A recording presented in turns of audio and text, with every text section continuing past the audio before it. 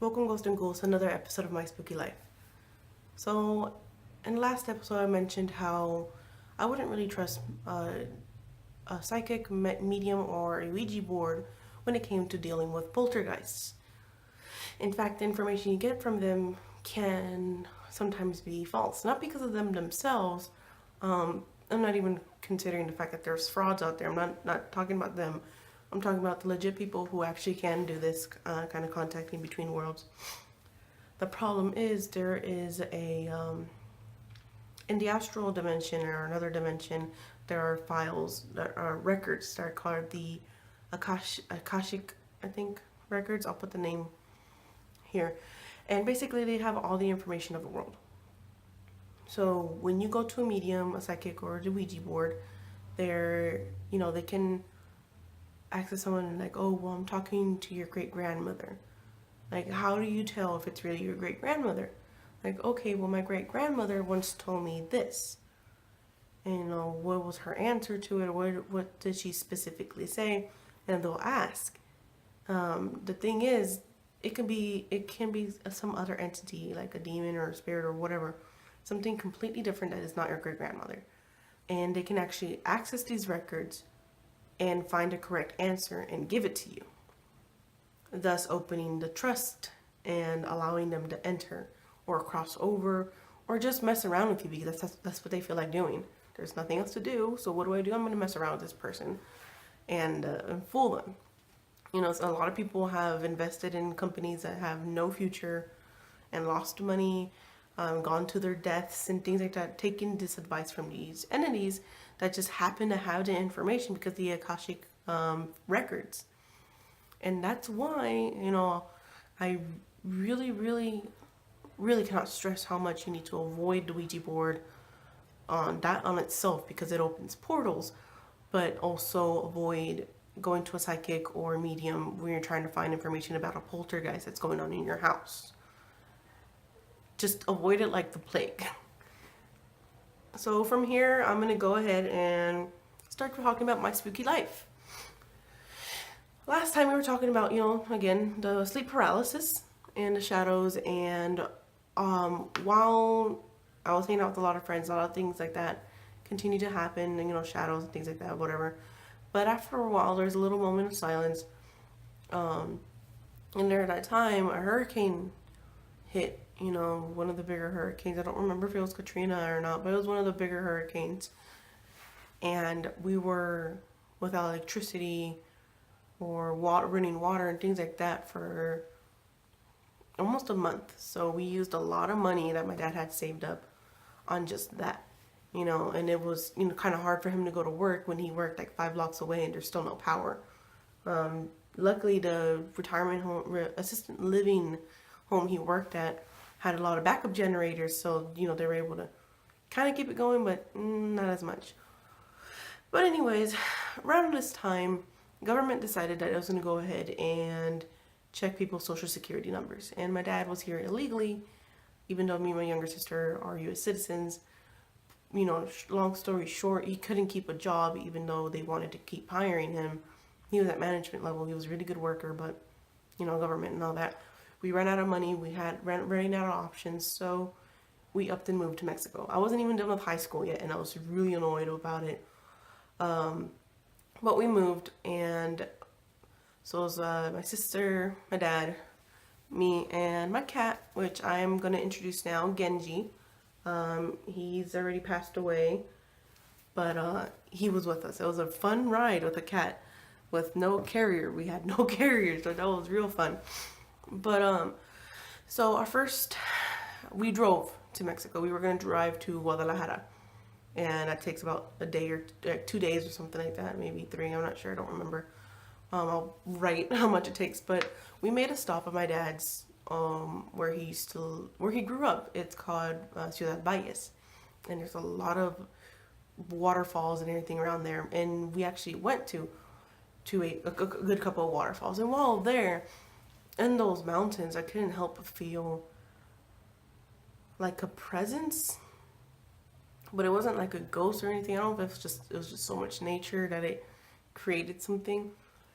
But we visited a lot of old towns, and it was really fun. I would definitely suggest going there if you're gonna travel the world. Go to Ciudad Valles and the waterfalls there. There's also, I think it's called, no pun intended, the Swallow's Nest, El Pozo de las Golondrinas. I'll also put what it's called, and it's this huge crater in the earth. There's a lot of people, they take pictures and they actually free dive into it and then pull a parachute halfway down, and it's like this huge hole in the earth, and it's awesome. But I couldn't go that time because there was a landslide, which kind of sucked. I mean, what was I gonna do? Just stare into the hole? But anyways, from there we went to lived into Guadalajara, and we had to move in with my dad's girlfriend, old girlfriend. Not the best lady in the world. I don't have any positive things to say about her, but or her children. They were just awful people while we were there, just completely awful. I had money stolen. My cat was actually abused while I was away, so I did not like them. But while in that house, I felt there were shadows as well, and they kind of, formed an alliance with me while I was living there, because I wanted to scare them to kind of get payback for what they were doing to me and my sister and the cat and all that. So I would show them scary movies or scary videos, like those jump scares videos, and then I would kind of, on the side, like whisper, like, "Hey, now's your chance." And so on one of those occasions, I was showing them a movie, and a door upstairs, because it's a two-story house, slammed shut, and everyone screamed and freaked out. And I turned around, and one of her kids actually ran out the front door because of how scared he got. Like, I've never seen anyone run out a front door to get away from what's going on. It was hilarious. And when he, got him to come back inside, and then I went upstairs, and the door slammed again. And this time I saw it, and I screamed to make it more dramatic, because I wasn't scared, but I made it more dramatic, and they screamed again, and he ran out the front door. and I, things like that I kept doing, and which I probably think about it now, I probably shouldn't have. It's not really good to mess with something like that. Just make it go away, and that's it. But it was fun. It kind of helped me relax a little while I was living there. But eventually I moved out. When I turned 18, I moved out, and my dad moved out with me, and so did my sister and the cat. Like, I had to, in order to move out, I needed a co-signer for an apartment, so it was just easier for him to move with me, I suppose. But anyways, so we moved out, and this apartment, that apartment was full of shadows and ghosts and apparitions and things. Like, every other night I'd see something. And right around this time, I started dating my husband, and he'd come over to eat, and he'd also see them. And at first I didn't want to say anything. I was like, okay, well, I'm just going to really see if he actually is seeing them and not sound crazy. We just started dating. I want to run him off. And then I saw him follow one. And I'm like, yeah, I see it too. And we started talking about, the paranormal and things like that. And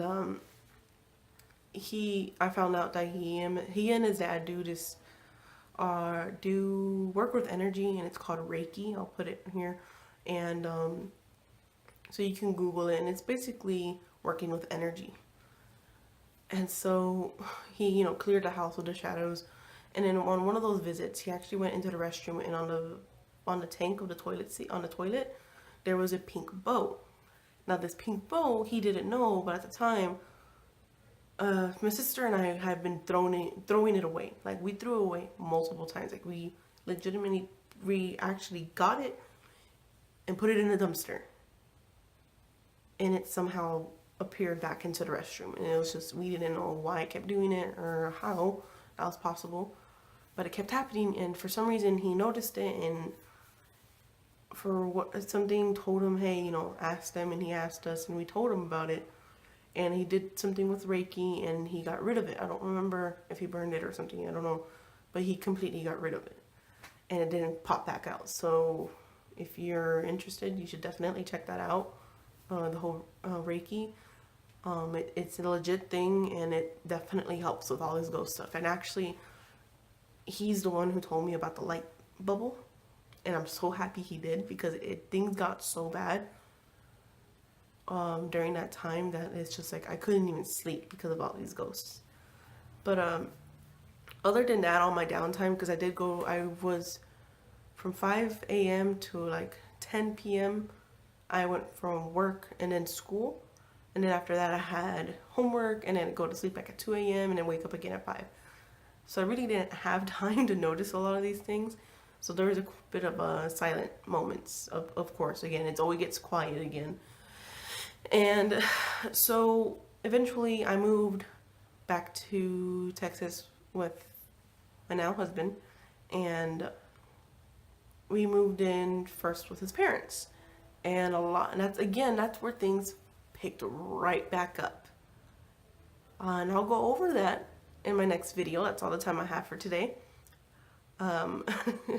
It gets really crazy when I got with him. I don't know if it's just the fact that we both experienced things paranormal just kind of amplified everything, but it got really crazy to the point where there's levitations, there is extreme poltergeists, and more full body apparitions. And again, I'll touch up on this on the next video. For now, I just wanna, before we end the video, I wanna talk about on these videos on YouTube and everywhere else about sightings of Sasquatch and the Yeti. I don't know if you guys have seen them. I'm gonna go ahead and add the links on the description box. And they're just so awesome. You guys have no idea how much of a Sasquatch Yeti fan I am. I'm a huge fan. And because I truly believe they're out there. I mean, I'm a huge fan of Sasquatch. Like, I watched that TV show, I forgot what it was called. Not Messing with Sasquatch, that's a beef jerky. I forgot what it's called, but I was a huge fan of it. I really believe the footage of the original, I'm drawing a blank, but the original footage, I'm gonna write the name here, of him, the famous footage up in Oregon, I believe between Oregon and California, the first sighting and the best sighting. And so many people have tried to disclaim it, and I honestly, there's just nothing convinces me that it's not true.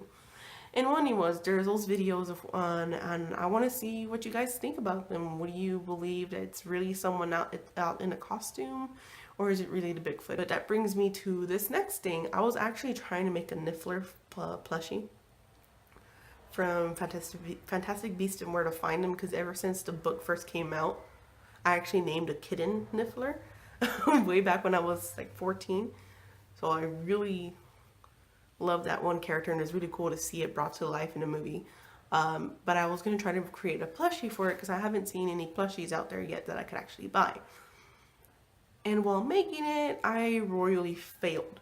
There was the wrong material, the wrong colors, but out of that failure came this awesome plush that I made of Sasquatch. And I'll show you right now. This is my Sasquatch plush. And I think it's pretty cool. I made it so that it can sit on like a shelf and just kind of look at everyone. I don't know if I can, there you go. See his arms, legs. And I think it's pretty cool. It's kind of creepy, but like not in a bad way or anything.